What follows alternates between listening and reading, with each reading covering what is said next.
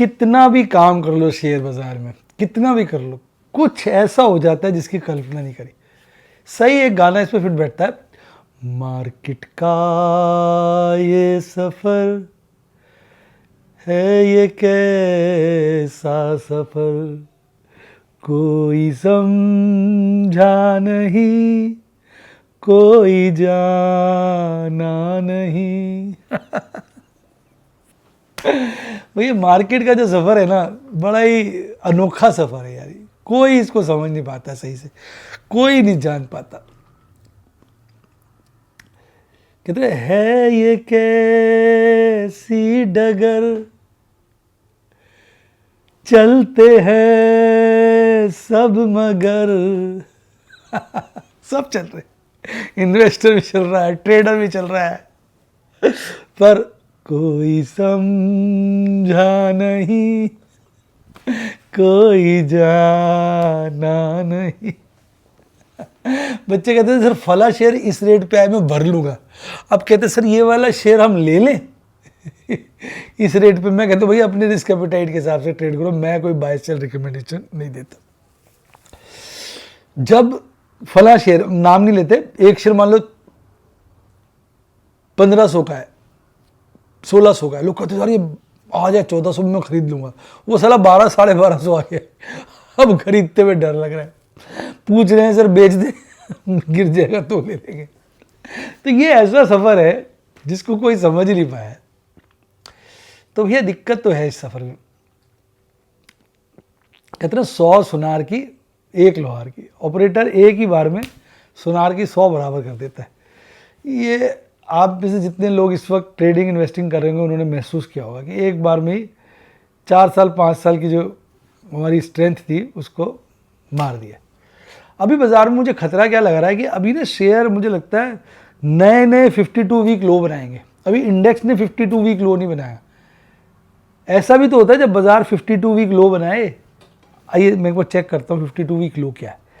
तो मतलब मेरा ये कहने का मतलब ये, मैं यहाँ ये कहना चाह रहा हूँ कि भाई बाजार में गिरने की बात करो तो बड़ा पोटेंशियल है गिरने का। आपके कैसे वर्ड यूज करें, पोटेंशियल। आप बाजार के दुश्मन हो क्या? अरे भाई दुश्मन की बात नहीं है यार, बात जो है सच है तो कह रहे। देखो मैं बताता हूँ 52 वीक बाजार का जो है वो है 19,670। तो ऐसा वक्त भी तो होता है ना कि बाजार 52 वीक लो पे चल रहा हो। अभी तो वो देखा ही नहीं हमने 2020 के बाद।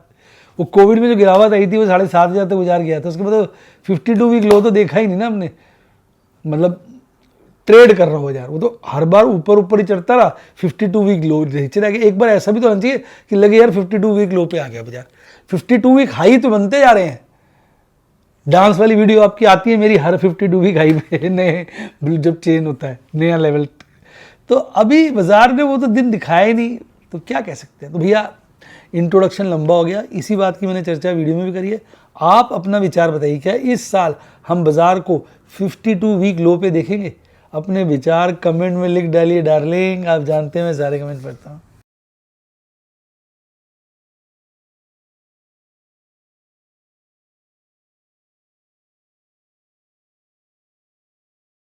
शेयर बाजार में एश्योर्ड या गारंटीड प्रॉफिट की उम्मीद नहीं रखनी चाहिए, या कभी भी किसी भी वक्त कोई भी अनएक्सपेक्टेड इवेंट की वजह से बहुत बड़ा घाटा हो सकता है, जिसके चलते आदमी की सारी पूंजी तबाह हो सकती है और वो फेल भी हो सकता है। शेयर बाजार बहुत ही खतरनाक जगह है, यहाँ एक भूल ही फाइनेंशियल तबाही के लिए काफ़ी है। मैं केवल एजुकेशनल वीडियोस ही बनाता हूँ, मैं कोई बाय सेल रिकमेंडेशन नहीं देता हूँ। चर्चा किए गए स्टॉक उदाहरण के लिए हैं और खरीदने या बेचने की कोई रिकमेंडेशन नहीं है। मेरा यह मानना है कि शेयर बाजार में निवेश किसी के कहने पर नहीं करना चाहिए, बल्कि अपने रिस्क एपेटाइट और जानकारी के हिसाब से करना चाहिए। सदा याद रखें, जिसने ली टिप उसकी हुई डिप। शेयर बाजार में निवेश जोखिमों के अधीन है। निवेश करने से पहले सभी संबंधित दस्तावेजों को ध्यान से पढ़ें। हाय गाइस, आपका स्वागत है आपके अपने show MKJ talks for investment इन हिंदी में। कैसे हैं आप भाई? कल इलेक्शन है और रिजल्ट कब के हैं? मेरा ख्याल 23 के हैं। अगर मैं गलत करें तो कमेंट में लिख दीजिए, मैं एक बार देख भी लेता हूँ। क्योंकि आज उसके बेसिस पे Maharashtra election results date According to Wikipedia, a General Assembly 23 election is नवंबर को scheduled आएगा। to be held in Maharashtra अब on 23 the 20th नवंबर का मतलब ये है कि कल 20 तारीख है, 20 का हो गया वेनसडे, 21, 22 थर्सडे, फ्राइडे, 23 सैटरडे को रिजल्ट आएंगे। यानी उससे पहले आपका वो आ जाएगा एग्जिट पोल, ठीक है नहीं, देख लेते हैं उसको भी। Maharashtra election exit poll results,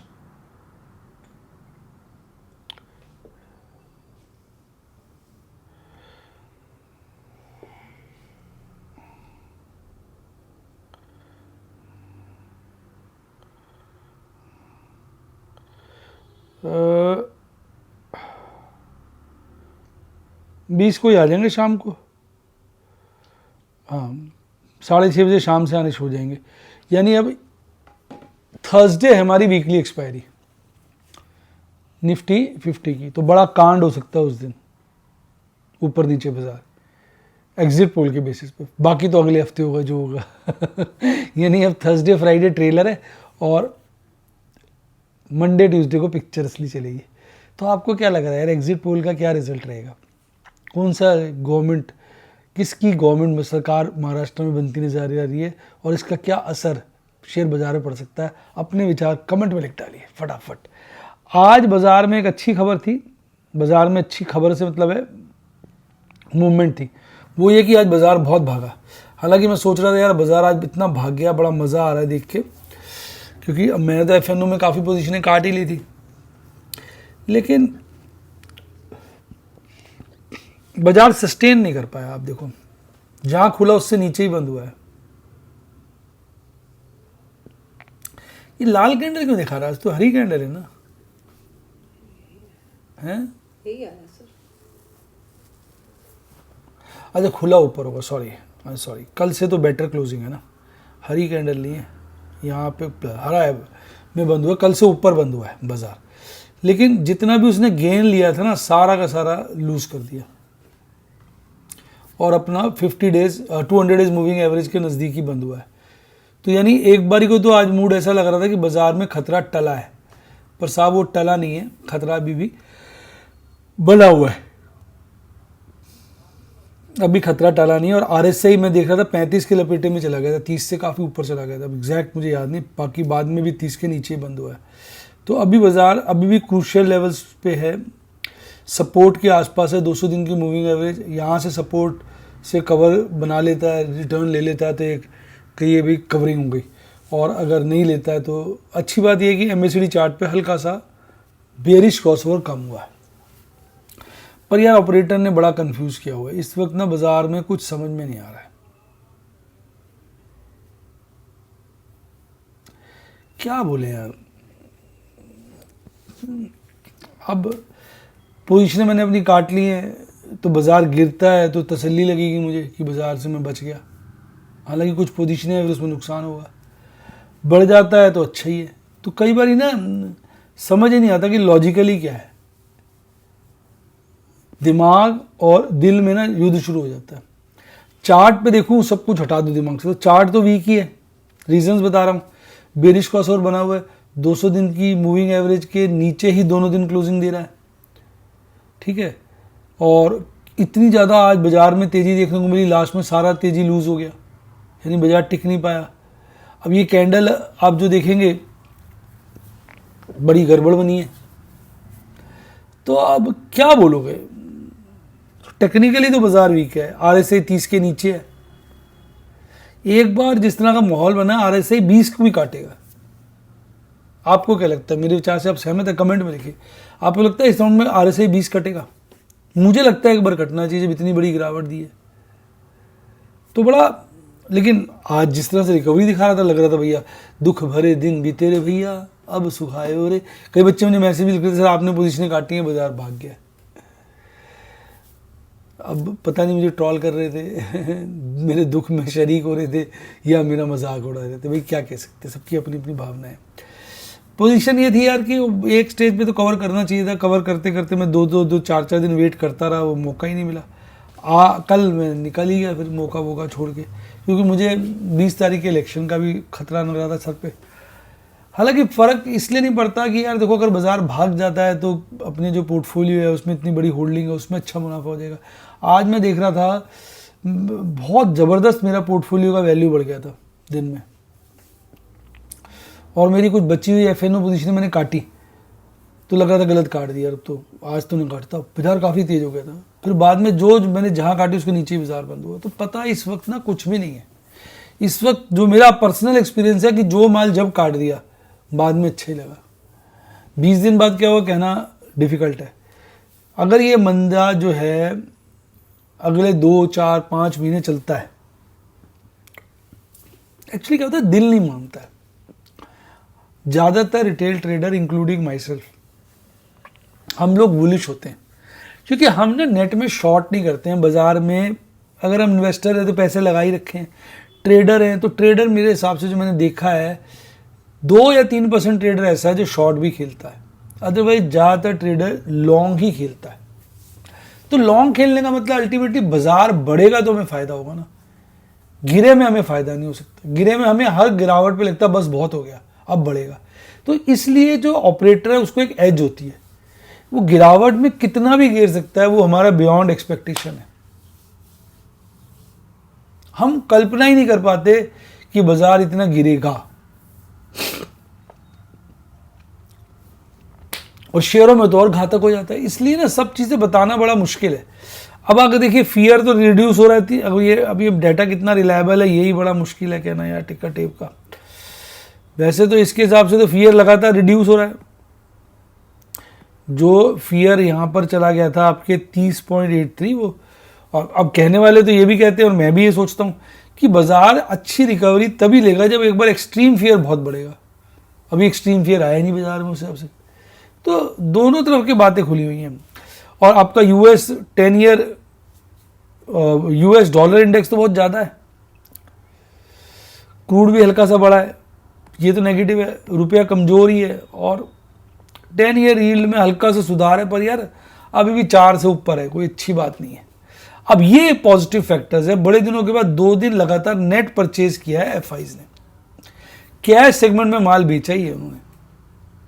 index future अच्छे खरीदे, आज स्टॉक फ्यूचर अच्छे खरीदे, और कैश सेगमेंट के अगेंस्ट DIs ने खरीदारी करी है, पर नेट बिकवाली आई है और बाजार चढ़ा है। नेट बिकवाली है, बाजार चढ़ा है, यानी आज कहीं ना कहीं रिटेल इन्वेस्टर को अच्छा लगा है। जब बाजार खूब चला ना तो वापस लौटा है। आज ऐसा लगता है रिटेलर गाना गा रहे थे, चलो भाई वापस चलो, चलो बाजार चलो, तो आज रिटेलर वापस बाजार की तरफ चलो रे वापस चलो, चलो दिलदार चलो, मार्केट के पास चलो। आज फिर मार्केट में लौटाए लगता है वो, लेकिन बाद में ऐसी की तैसी कर डाली। क्या कह सकते हैं, बड़ा यार डिफिकल्ट है।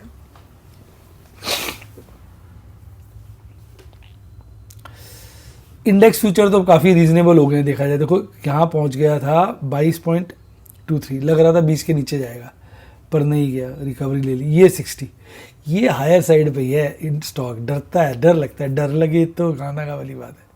स्टॉक फ्यूचर है और सारे इंडेक्स हरे मेरे को, और बढ़िया तेज़ी आप देखोगे मिड कैप, देखोगे स्मॉल कैप,